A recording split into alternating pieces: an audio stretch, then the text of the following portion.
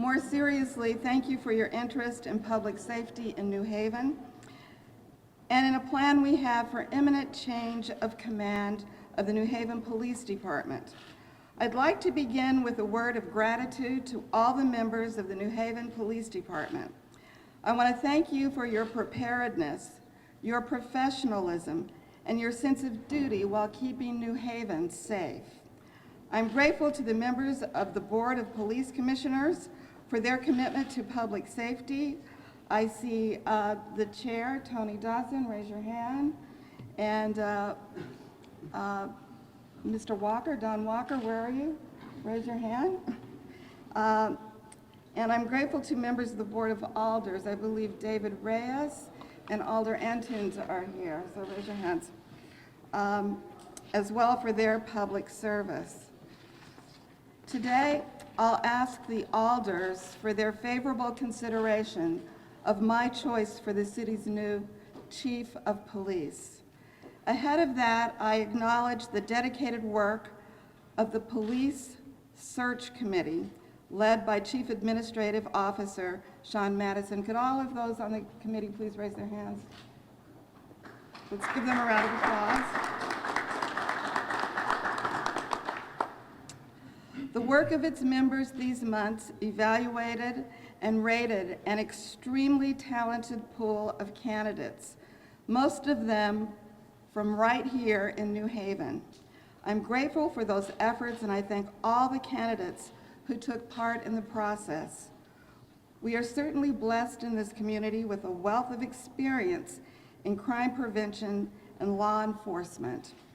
And today, after years of dedication to the work of the New Haven Police Department, for his experience in every aspect of police work, for his commitment to community-based policing, and for his willingness to make accountability a cornerstone of the department, I'm eager to introduce you to my appointee to be the next Chief of Police for the City of New Haven, Otoniel Reyes.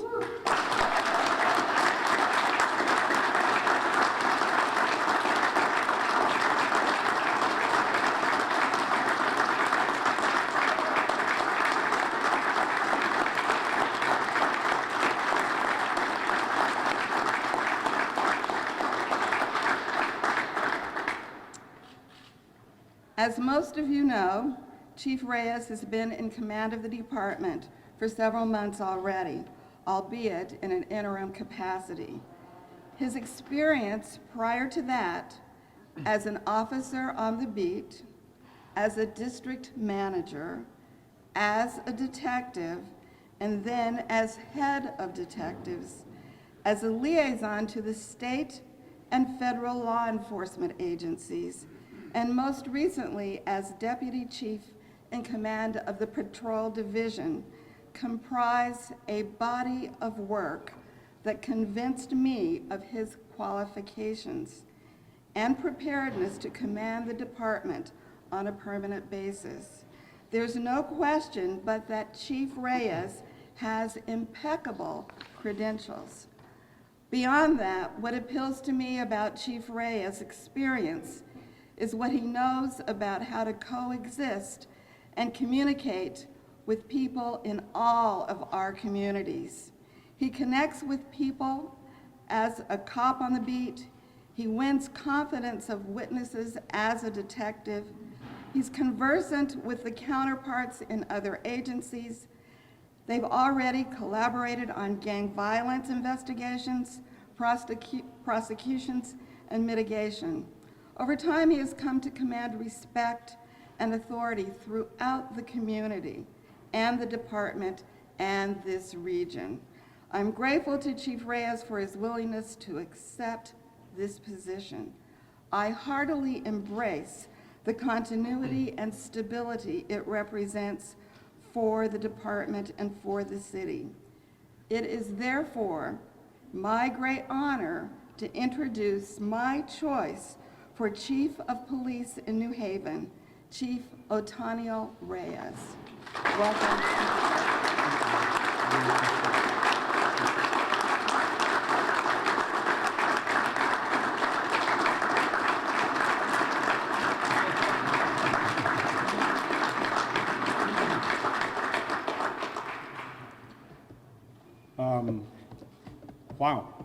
So, first of all, Mayor, thank you.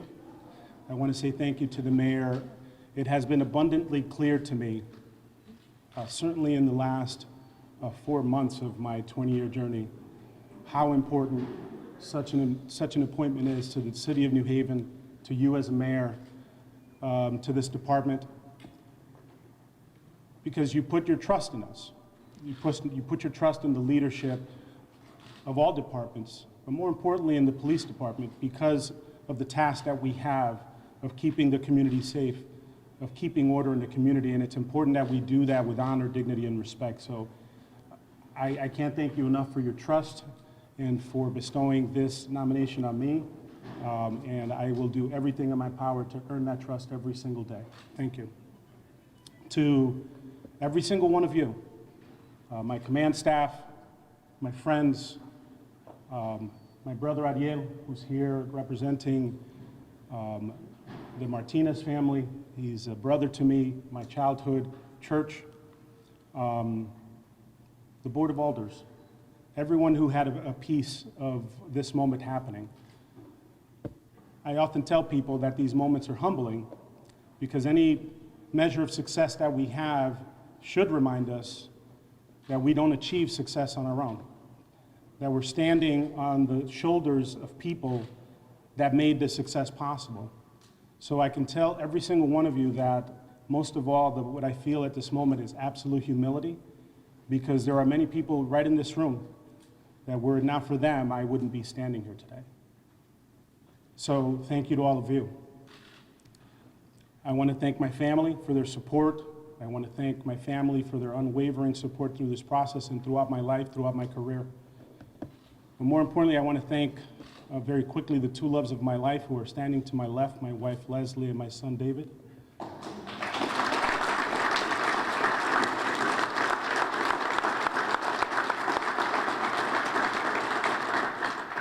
It goes without saying that they are my foundation, my inspiration, my support, my motivation, and I want to thank them for sharing me with the police department, and more importantly with the city of New Haven.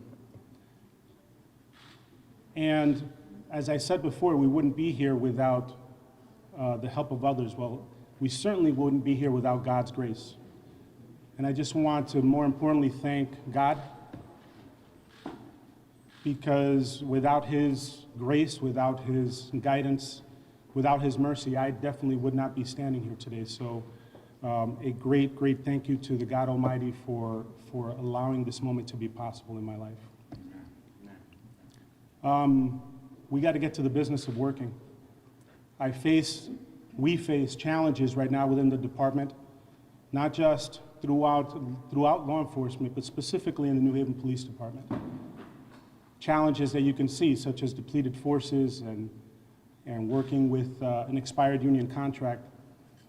But there are other challenges, because as many strides as we've made in community policing, as much as we've done to earn the trust and the respect of this community, there is a lot of work to be done. And so as I embark on this journey, I realize that that's probably my greatest responsibility, to lead these great men and women of this department and lead this city and be part of the voice to make that happen.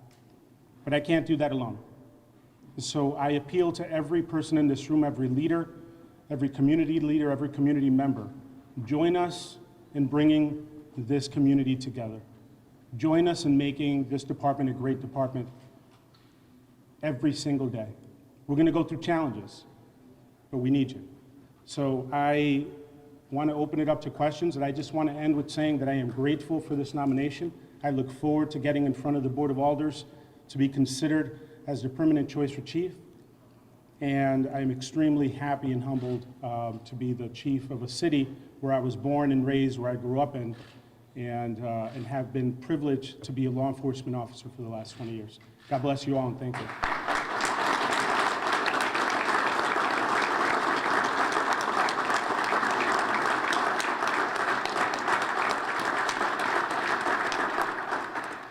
And I see that we've just been joined by our Alder Majority Leader, Alder Furlow. So welcome, sir. Thank you for coming.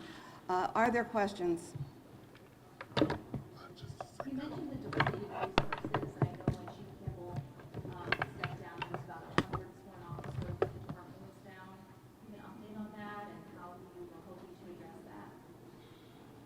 Well, we're happy that we just had 27 new officers enter the academy just a few weeks ago. They're just entering their third phase of training. And so pretty soon, in just probably 6 or 7 weeks, we're going to have 27 new officers. So while I mentioned the depletedness, I'd like to focus on the glass being half full. We have a great department, great men and women that, in spite of all the challenges, have met those challenges, continue to, with great resolve, dignity, character, and hard work, continue to lead this department. So I really don't feel like we've missed a beat.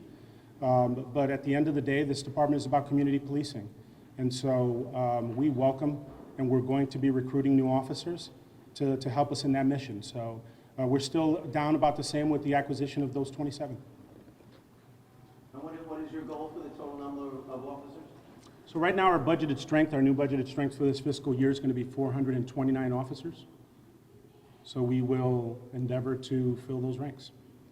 You mentioned, Roger, speech that you want to see the city come together. For you, what does that look like? Is it implementing programs that don't exist right now? What does that physically mean? I guess that's a more altruistic sort of a vision for me. There are things that erode sort of the trust. I'm talking more about the trust that the community has in its police department. And the challenge that we have in this city, like every department does, is that that's not just impacted by what happens here. It's impacted by what happens nationwide. So when we deal with social media, we constantly have to deal with not just the great work we're doing or the challenges we have, but the challenges that are presented to us by that eroded trust because of the perception of police misconduct and the actual misconduct of police around the country. And while that's a microcosm, it doesn't represent the whole. It's a very small percentage. It's one that definitely impacts our day-to-day ability to really build that trust with the community. So that's something that we all have to work on. We all have to work on sending that positive message and keeping ourselves focused on the goal of better relations between the police department and the community.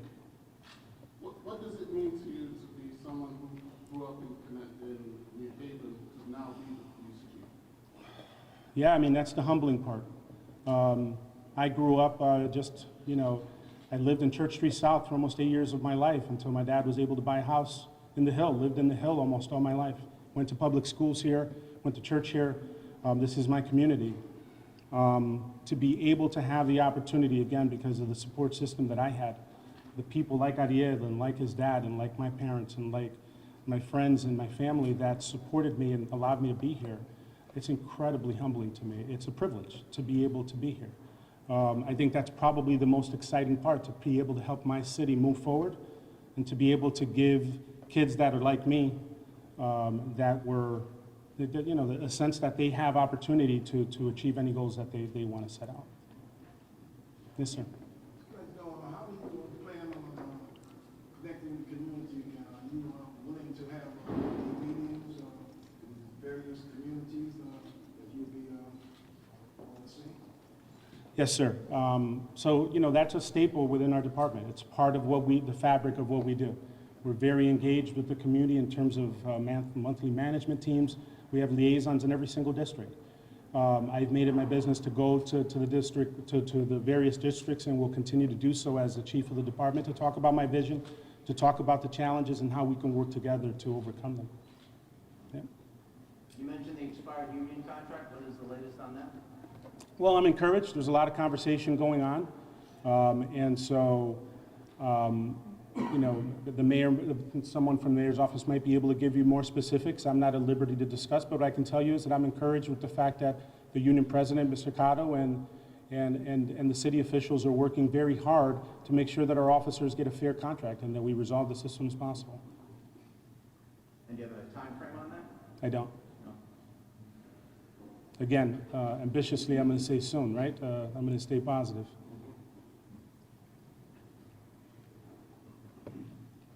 All right, thank you very much. All right.